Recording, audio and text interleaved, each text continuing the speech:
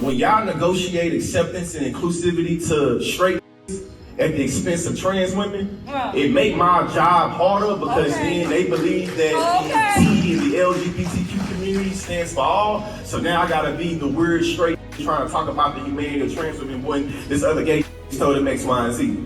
So just to make sure my advocacy is not being stepped on and make sure that we all is moving together, can y'all be very mindful of what y'all say and do to the other fellow straight people because they listen to y'all. What does it mean to be an ally to you?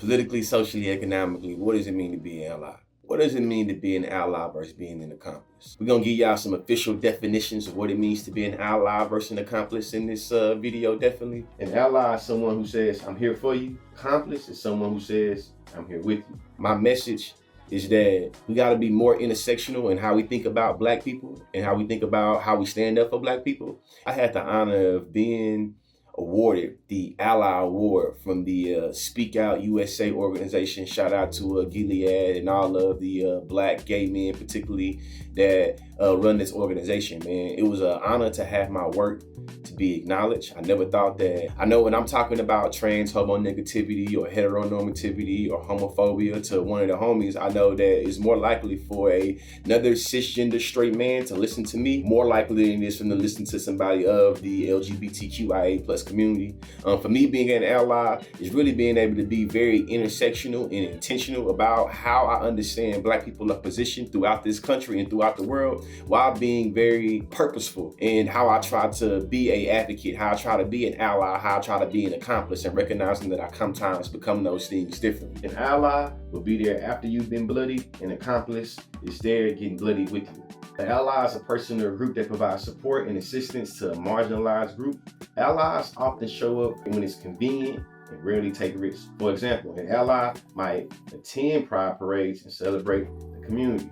However, an accomplice, a person who uses their power and privilege to challenge the status quo and help undo the oppression of marginalized groups, accomplices often risk their physical, financial, mental comfort, or social professional position. I think that's the reason why I'm more of an accomplice than an ally, because I'm willing to have some skin in the game and lose some shit. I'm willing to make some sacrifices to make sure people can see the humanity in folks that I might not have the same identity as. I've lost different friendships and different, people because I believe in the humanity of trans people, or I believe in recognizing the unity or equity, with gay Black folks. It's like, I think that's there, but I know that, we always can be better, We always can be better. To me, being an ally is somebody that can, be a cheerleader and advocate from the sidelines while different oppressed peoples kind of go what they go through, but we know that we have somebody watching us. An accomplice is somebody that is willing to get in the game with us and willing to, get some of those scars, get some of those bruises, get bloodied up. And because I did so much ally work when it comes to thinking about racism and white supremacy, and I did a lot of chastising and mastered how to tell white people and how to critique white people and how to show up for Black folks when it came to being an ally. I try to apply that when I try to be an ally or an accomplice for issues when it deals with gender, or issues when it deals with sexuality, and sometimes dealing with both of those. When you think about the difference between sexuality and gender, just know when we're talking about the LGBTQIA community, we're talking about people that have different or non-normative ways of performing, understanding, and identifying their sexuality and their gender. I say non-normative, recognizing that there are ways that we normalize heterosexuality in terms of institutions, organizations, accessibility, opportunities that make it where if you are seen as being in the norm of heterosexual, then you deemed it with being able to get particular different, access. But when you're not deemed in the norm of sexuality or not deemed in the norm of gender, how you're kind of marked as deviant, and now you gotta play about the ways in which you get into different situations very based on interpersonally, or based off of how you got to deal with those institutions. It was a real honor to be around a lot of Black queer people that's in this space in terms of having high visibility, or in terms of really doing the work. Got to be around the great Dominique Morgan, got to be around the New York best time sellers. George M. Johnson was the person that introduced me, and honestly introduced me to the person that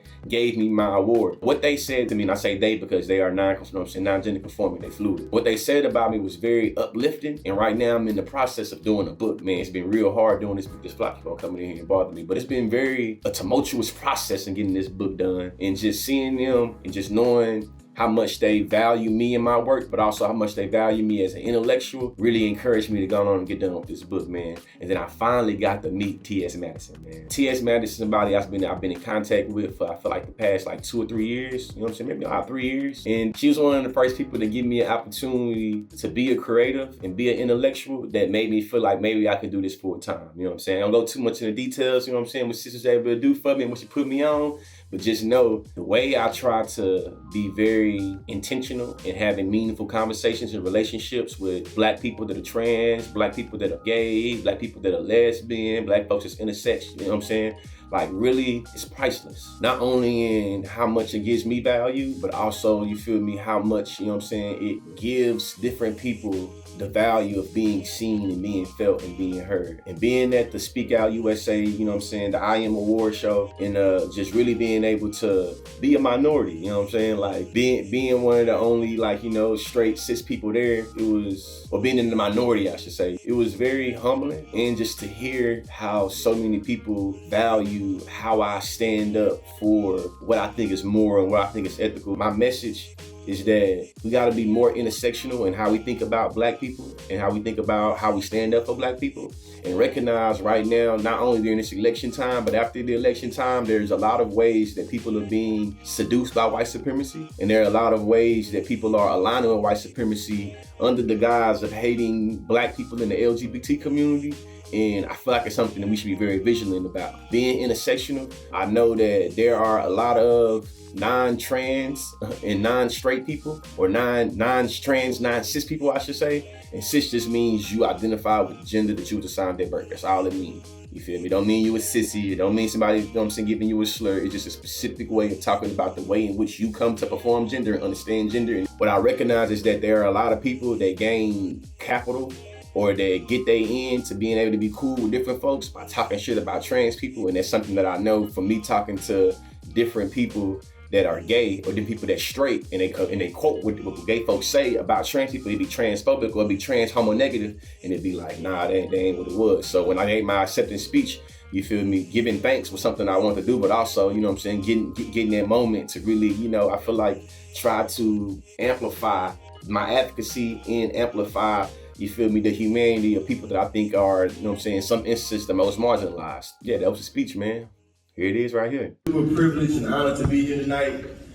Shout out to the people I've been around. Y'all done inspired me for a nice little TikTok video. This might be the first night I've ever heard the word butch queen being used so much. What I will say is that I had a very archaic understanding of what it meant to be a butch queen. So shout out to all of y'all giving me a multiplicity of what it means to express that type of, you know what I'm saying, positionality.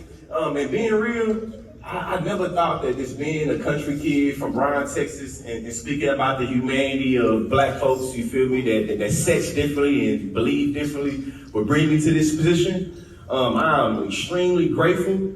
I hope that when y'all see consciously my content and what I stand for, that it gives you a little bit of hope, you feel me, for the other fellow cisgender heterosexual men that can stand for the humanity of Black folks. For me, I believe in the political, social, economic independence of this.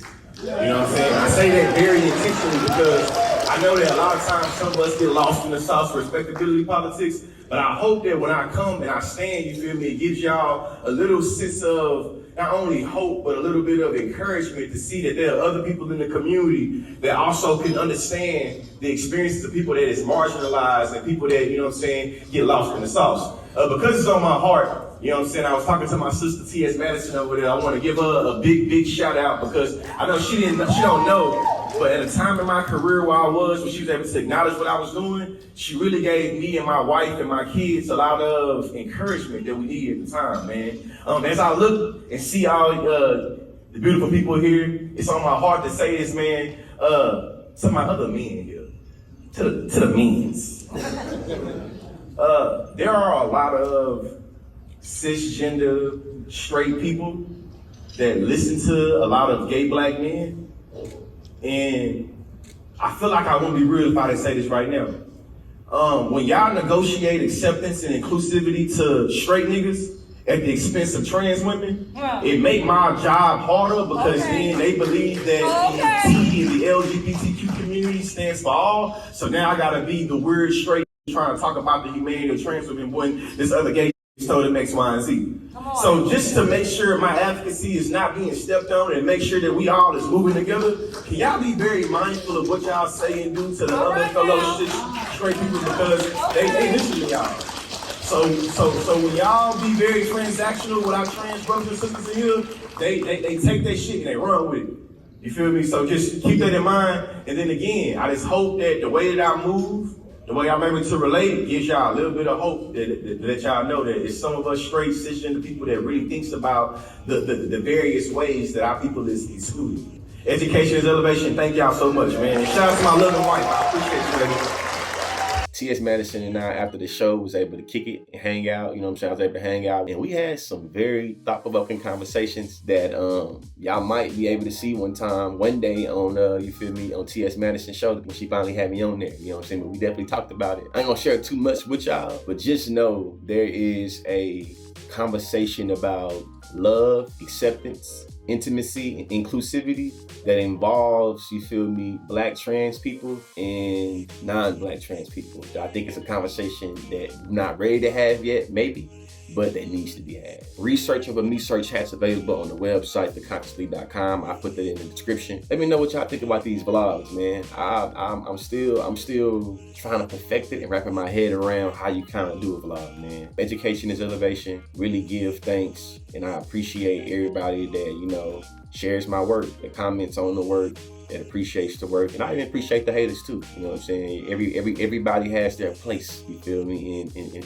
In how things take place sometimes, and you know, very grateful, man. Very grateful. There's been a big conversation happening about performative activism and about, you know what I'm saying, being performative, specifically when it comes to content creators and influencers or quote unquote celebrities. I think that are we willing to have a panel discussion or a live stream discussion with multiple people about like performative activism? Of course, when it comes to consciously and the idea of consciously being performative activists is something that I reject. I am one of those allies that wants to hear about the criticisms or critiques, especially if it comes to me being performative in terms of standing for somebody or a community that I'm not a part of. Because I always tell white folks that in order for you to really be a real ally or accomplice, you got to be able to take criticisms or critiques from the group you say you're advocating for without becoming hella defensive or without being like, if I talk about this, then y'all gonna say forgive me. If I talk about that, y'all say forgive me, then look at all. Like, don't have that defeatist approach. You know what I'm saying? If you really an accomplice, if you really an ally. Right now, man, I'm doing a tour.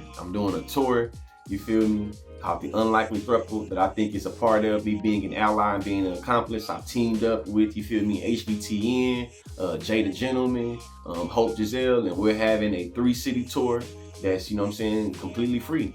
We know that a lot of people are struggling to pay their bills. A lot of folks is dealing with hurricane recovery and things. So we want to have an important conversation about intersectionality, about HIV stigma, about how to be an ally, being an accomplice. So have that conversation and make sure that people in Atlanta, DC, and Houston have accessibility to that show. You feel me? No matter what. So also gonna be in the description.